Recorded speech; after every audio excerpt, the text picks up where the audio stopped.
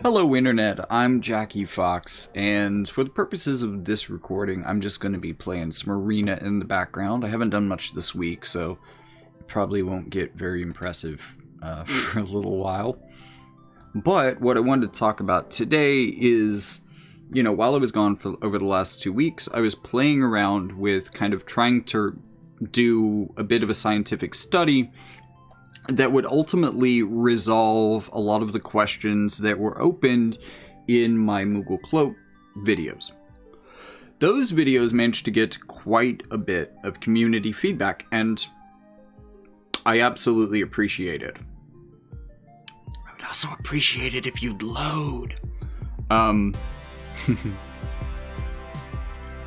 ultimately, I think a lot of the community feedback caused me to change my projected opinion, change the evaluation that I put on the Moogle Cloak, and that was a point where you would have to make a bit of a snap decision on whether or not you should go for it. Although, again, I recommended that everybody do the event anyways, and it wasn't too hard to farm enough materials to get it. It wasn't like you were going to miss it necessarily very easily.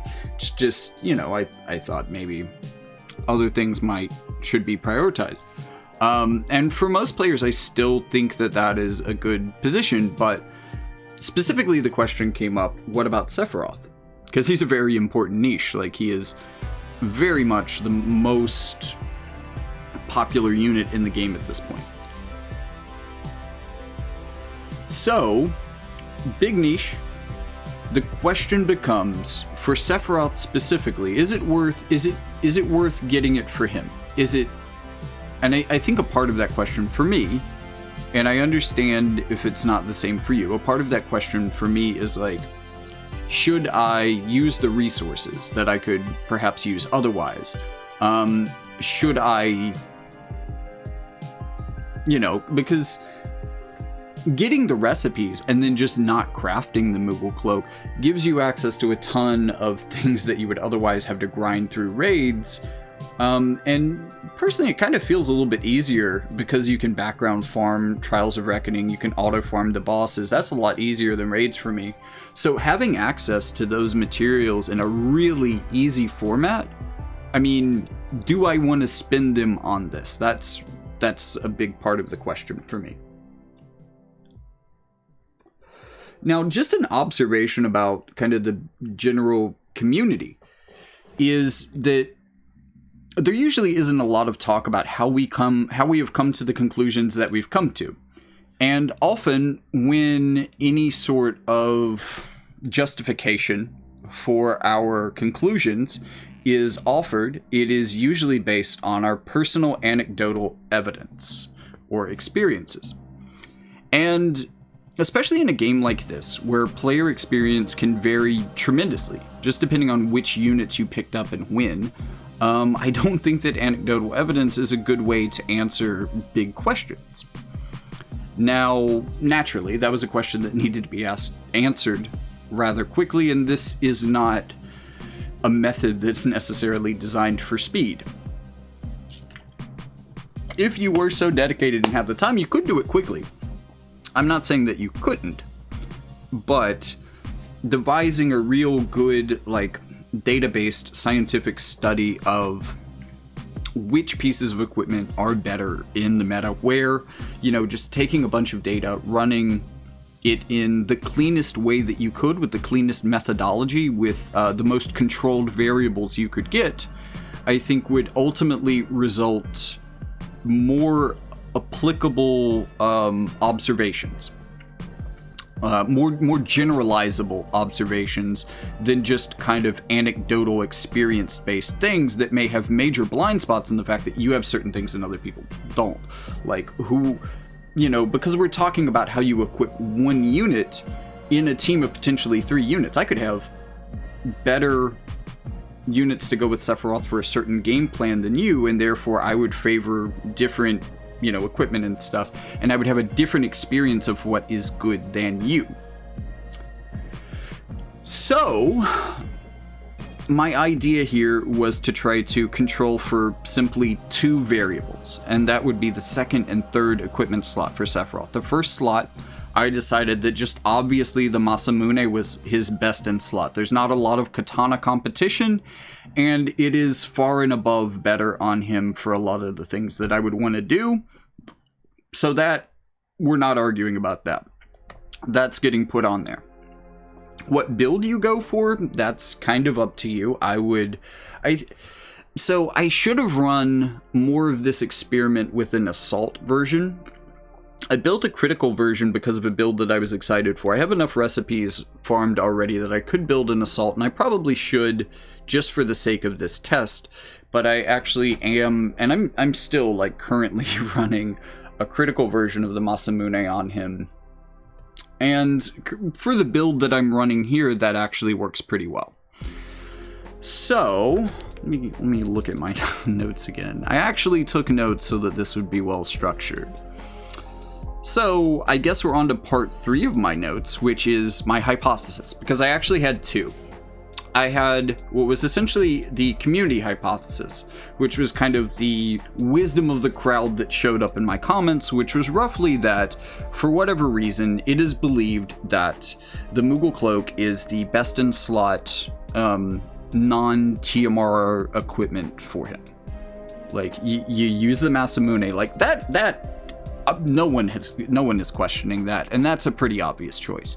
But I think that the competition for other slots, because, you know, again, the reason that it's an easy choice with a katana is that there's maybe like 4 applicable katanas that actually would compete here.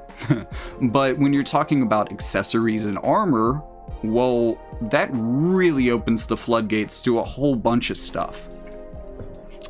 So my first hypothesis was that the Moogle Cloak would just be generally better, that it may not excel in every niche, but it would at least be good in all of them, and that generally speaking, it would average out to be the best overall. My personal hypothesis was that it would be a lot more nuanced than that the Moogle Cloak would actually underperform in certain scenarios, and that certain other things would prove to be a much larger advantage in certain niches and against certain builds. Which kind of supports the conclusion that perhaps the Moogle Cloak is the best thing on Sephiroth for defense, a format in which you don't know what you're going up against. But maybe it's not the best one for offense, in which you are choosing a specific team to target with your team. So my test was going to be kind of to decide which of the items that I personally thought would be good could work in place of that on offense. Because in my mind, I think that for most people, the Moogle Cloak in Shield is going to be probably your best all-around option. I mean, I think almost for everybody, but that's what the testing was supposed to determine. So, section 4 here is going to be, thinking of this as a scientific study, what's the first thing that you usually see? You see the executive summary and thesis statement. So, this is going to be kind of a conclusion of my summary for all those who aren't going to stick around for the explanation of methodology, which is important to some people, and the explanation of my observations and results in a lot more detail. I'll also do that as well, and a conclusion and kind of an opening for questions. That's kind of how I plan to move the video after this, but ultimately my conclusions were this, and they were kind of unexpected to me, in that ultimately, like, while the conversation in the comments about which gear would be better was largely centered around, well, this has more passives, these passives are more applicable, AoE resistance is God, a lot of different things like that, but ultimately, I think my conclusion was that even though I was using the same team, the same equipment, the same espers, the same sword, the only thing that was changing was the armor and the accessory.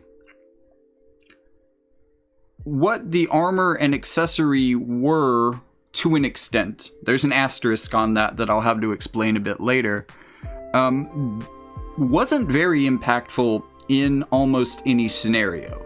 there were nuances to take away from it, but ultimately I think the conclusion was that changing 2 pieces of equipment does not a different build make. Ultimately, that so many things are going to be the same that alone isn't going to change a lot. However, it does in 2 different ways that weren't necessarily what I expected and don't apply to all equipment, and neither of these actually apply to the Moogle Cloak, interestingly enough. And that is that more agility and different buffs, and therefore a different buff pattern, would essentially influence every match far more than the stats. And ultimately, this is a failure. It's a failure to tune the team appropriately every time, but at the same time, that doesn't seem like how a control should work, you know? Like, what if I tuned it better for one of these teams than the others, and what if that's why it overperformed? What if there was a build that I was more particularly excited for, so I spent more time tuning it, or I expected more of it, so I didn't, you know, there's like all sorts of variables that would have thrown in that would make this less scientific of a study in my mind. And that is ultimately what I'm going for here, just to test if that is possible. And a few conclusions that I came to. 2 build conclusions, rather.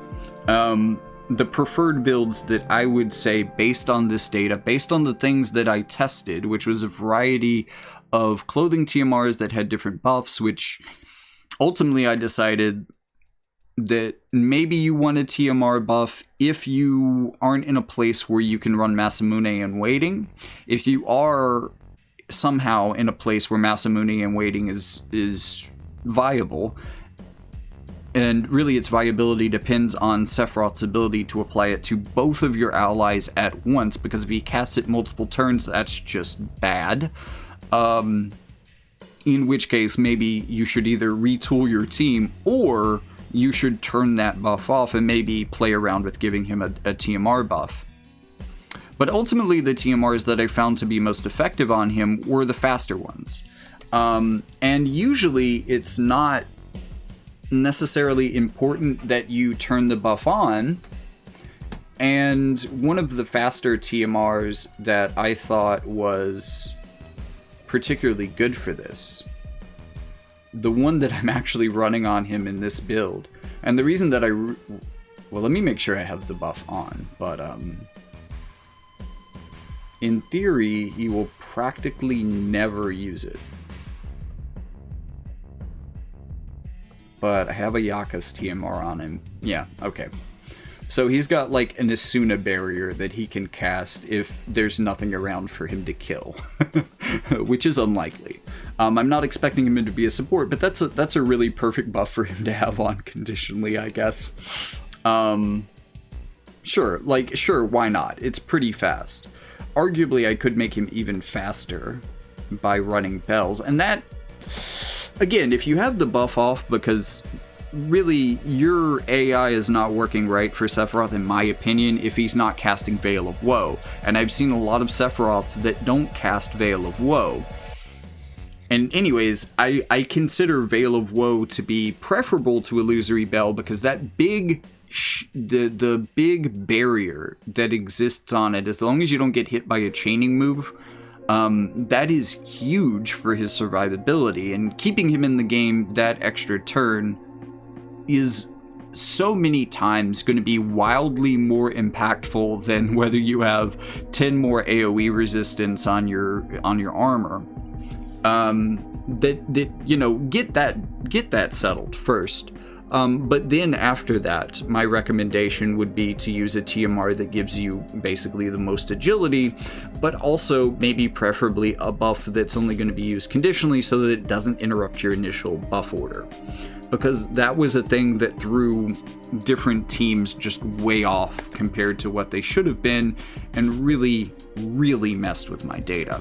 So, with all of that being said, let's move into the incessantly nerdy topic of methodology, the thing that most people never look into about studies whatsoever.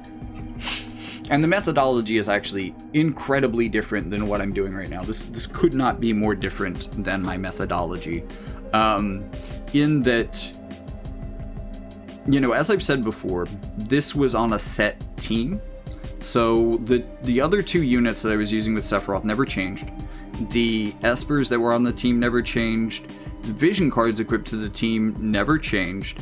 And the Masamune also never changed. So again, the only two variables, the variables that I'm controlling for, although the TMR does add an additional wrinkle to this, and it wasn't necessarily a variable that I was controlling very well, but is what armor, what accessory, or are you using two accessories, since that is also an option, and whether or not you are actually using the buff that that thing would give you, or if you're just using it to use it, essentially. And the way that, so I've got that much regularity within my team so that I can get a really good gauge of what small changes are doing to the team. Like, I'm trying to isolate out everything else that I possibly can. And one of the biggest things that I have to isolate out is variety in opposing team. If I was doing what I'm doing in this video and just trying to climb the arena rankings, then I would be facing a wide variety of teams. I wanted consistent and therefore comparable data. And the only way that I saw to get that in PvP without wasting a lot of someone's time, and look, I was out of town. I had less time than usual to play this game and to make this content and all that kind of stuff. So any time, any time saved, any less coordination, any easier I could make this was the better. And ultimately, I decided that the best way to do this would be to test in mock battle against my own guild.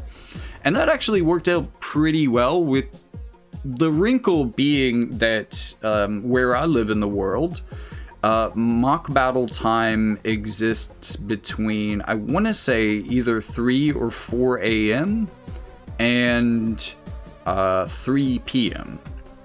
And the thing about that is, especially while I was out of town for the last couple of weeks, is I was often busy during those hours. And what time I wasn't necessarily busy that I could put into the game, I was doing far more fundamental things like farming and daily missions, and didn't really have time to do extra stuff like getting a bunch of mock battles in with very specific variations, all sorts of data recording and such.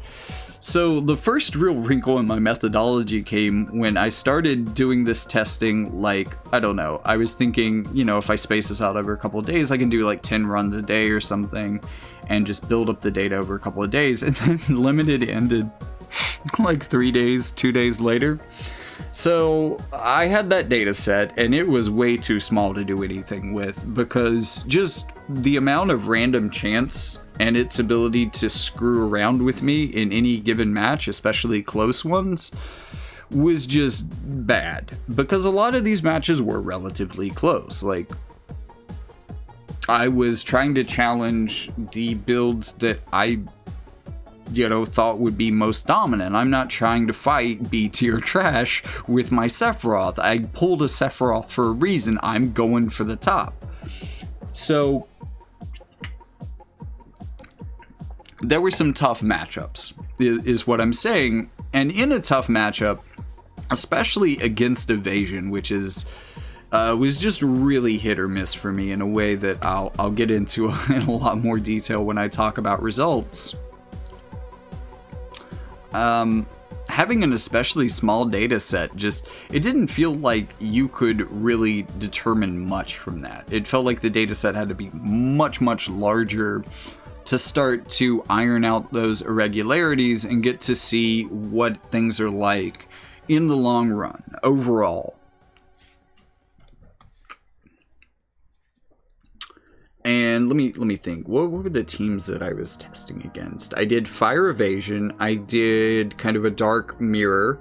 I did a light team that was, I think, more magic and a bit of evasion. What else did I do? Those were the three that I remember testing the most against. It's been a little bit. man, I've busy week. Anyways.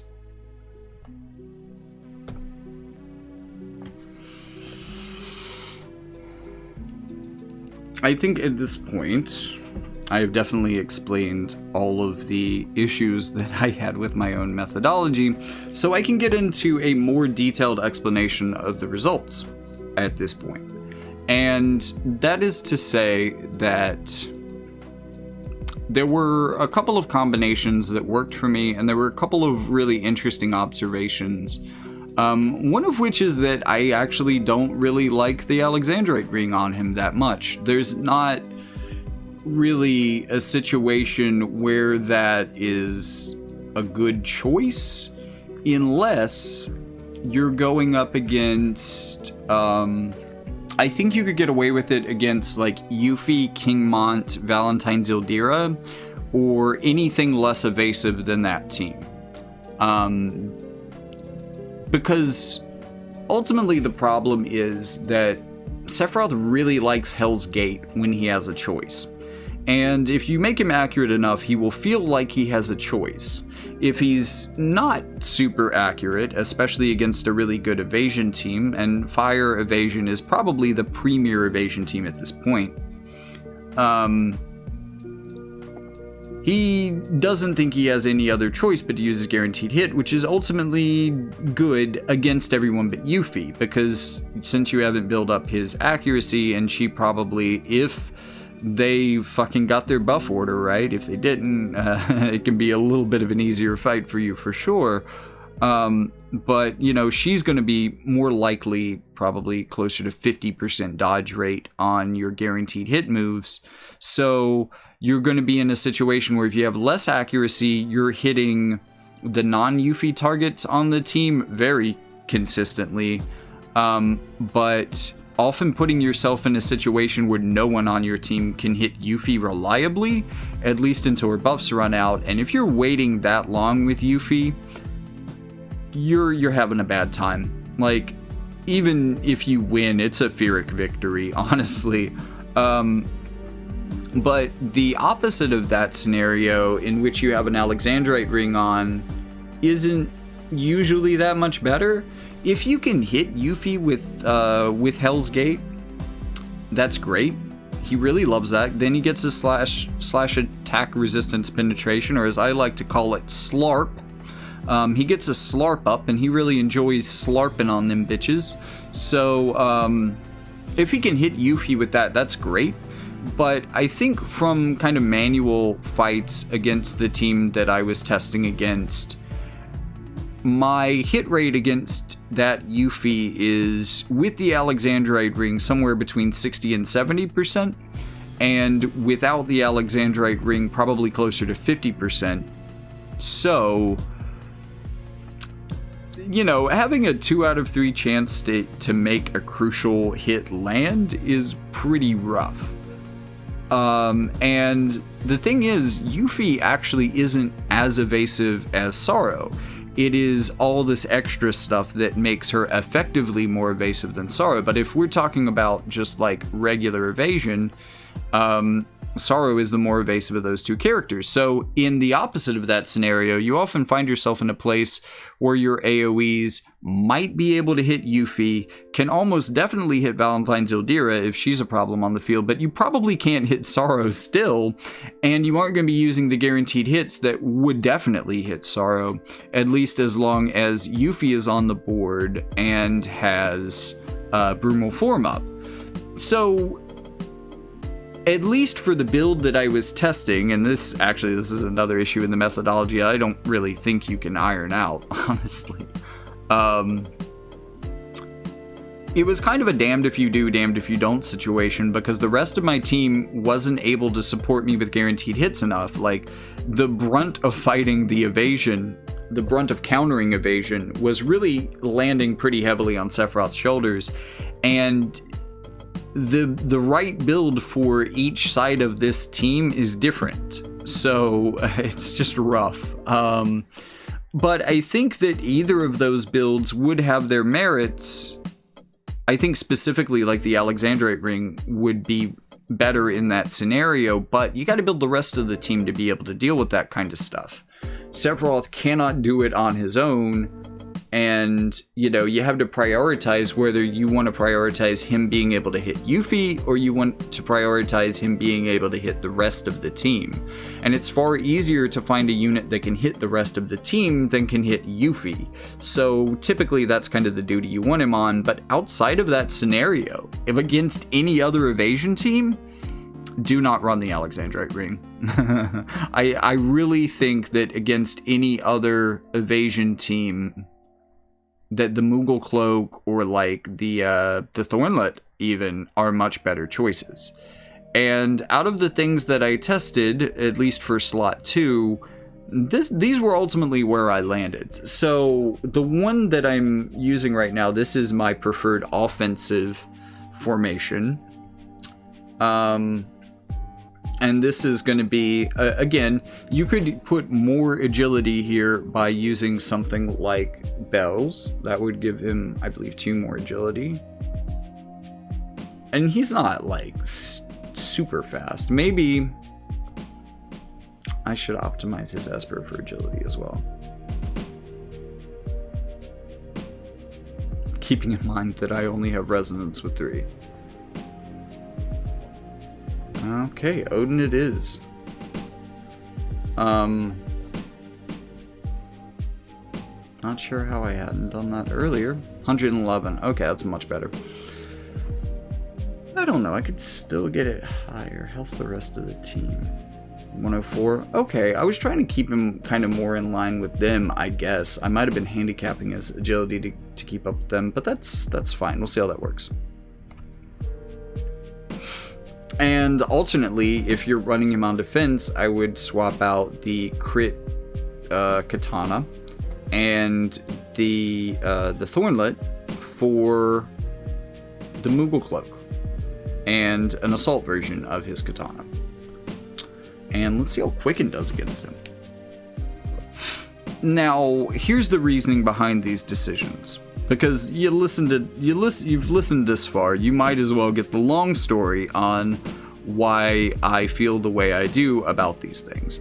And for the Thornlet, this is just the build that I enjoy the most. The Thornlet in this is going to be critical because that's really like the strongest Thornlet build, and it reinforces the likelihood of the effect triggering.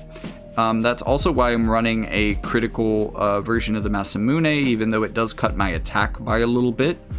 I'm not even sure that that's necessary, honestly, running the critical Thornlet. I could probably go with the Assault Masamune on this build as well.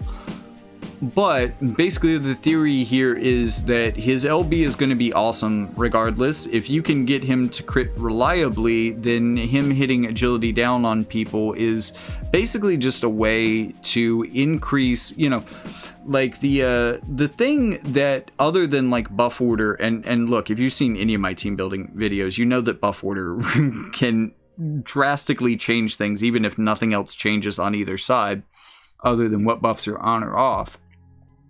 Other than buff order, the most impactful thing was how fast Sephiroth was, because the more turns that he gets, the safer he is, because he wipes people out with his turns. And if you can further that by making sure that his big AoEs also decrease agility, something which can easily, with the size of his AoEs, benefit the entire team, then that can be a really powerful effect. He also, in Shadow Flare, thankfully being one of his guaranteed hits, which makes this Thornlet strategy flexible even against evasion, like being really effective against evasion. And evasion hates losing their agility, by the way, so that's just great. And it's going to be fun to blast these guys with some agility down, let me tell you. Yipes. Tough luck here. This team looks good. Ooh, Hell's Gate. Here we go. Getting the cast. Getting in there. Okay, yeah. The theory here is that Shadow Flare is going to both reduce CT, but also reduce their agility as well. So that's going to be pretty huge. Didn't land a crit there, so it didn't get it, but the CT down is helpful. Regardless, none of it mattered because I was taking him out anyways. Not like he's going to do much after that, debuffed or not. But him just being able to land agility down on people, I think, is super beneficial to just widening the speed gap for teams. And this is super beneficial because, you know, again, he just demolishes things. You give him the edge on people, he demolishes more things. It's great. I love it. On the other hand, the issue with this strategy is that you're essentially going zero guard in that, well, actually, in that I'm not using bells. Oh, but I'm also not using a HP set on this TMR either. Because I think that really the probably the most relevant form of damage reduction, long-term damage reduction, Veil of Woe is obviously the most important. That shield is huge. But second would probably be building elemental resistance in general is just pretty powerful from him. So being able to get another source of 5% is great. But generally speaking, this build is going to be pretty low in defense and spirit because you're just not getting it from the Thornlight. Not at all. Just zip, zero, nothing, nada. Sorry, goodbye, none. And then, you know, there's some defense on bells, right? There's some defense, but not really a lot. So ultimately you end up with a really low, you end up with like maybe 10 defense and a little bit of spirit, like 10 defense, 6 spirit, you know, something like that. No real defensive stats to speak of.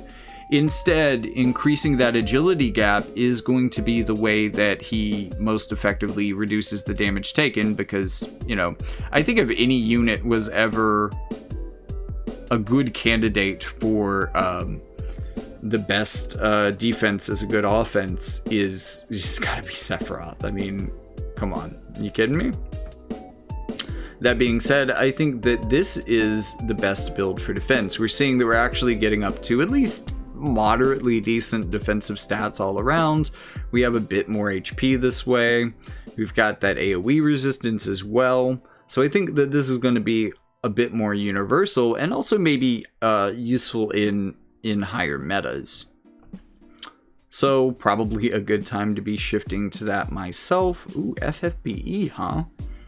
I would still say that the TMR is probably, it's important that you don't upset his natural buff order unless you're not running Masamune and waiting. But other than that, again, I would probably aim for the TMR that has the highest agility. Although, while I think I would make the argument for something like Bells a lot more readily, even if you're not using the buff on offense, I think that this would definitely be a build where you would want to go closer to what I have now, where you have a Sacred Step, or basically anything that could give you Spirit. Another good option, I'm not sure how this works into his buff order, but the Exotic Pareo could work well. That's Summer Killface TMR. It gives him Shell for 3 turns and 20 AP. My issue would be that most units like to cast that early, and so as it's all said and done, I'm left feeling a bit like Hojo, thinking that I've done some bad science. But unlike Hojo, I think I've learned a lesson from this, and I know, furthermore, like, what I really want to test for him next time, but also I think I understand how to make the methodology a little bit better, and I have a better sense of what kind of effort in terms of numbers I've got to do to really figure something out. And with that in mind, I think it might make the most sense to focus in on a single question. And one of the most pressing questions that it felt like was present in this particular video at least, and in my early training, was really how it's going to deal with fire evasion. because, again, that had some of the most interesting matchups and feedback. And then there's also the idea of, like, the lightning katana instead of the Masamune to get more man-eater. Maybe just testing that to see if it does more damage instead of testing the whole deal in the same way. Just to remove a variable, to focus it a bit so that I'm not having to do massive numbers to figure anything out beyond what feels like an anecdotal level. So maybe focusing in on light and dark matchups with an Umbral Ring build and see kind of how that works. I mean, I guess I could do Lightning Katana, Umbral Ring, and the, with HP on the blade. The Moogle Cloak could work on that too. Okay, so that's an interesting way to work in a Moogle Cloak build without a Masamune. But I'm thinking about maybe just kind of looking at specific builds instead and kind of testing how to tweak those to be better against more specific teams. And I think that some of the specificity will allow me to do better numbers during the hours that mock battle is available. So, with all of that in mind, join me for part 2, and I'm thinking about doing a very similar thing with Bradley as well. So, expect that video in the future, and better science out of me. Maybe I can graduate from being a bad scientist like Hojo to being a good scientist. We can only hope. Until then, I'll see you in the next one.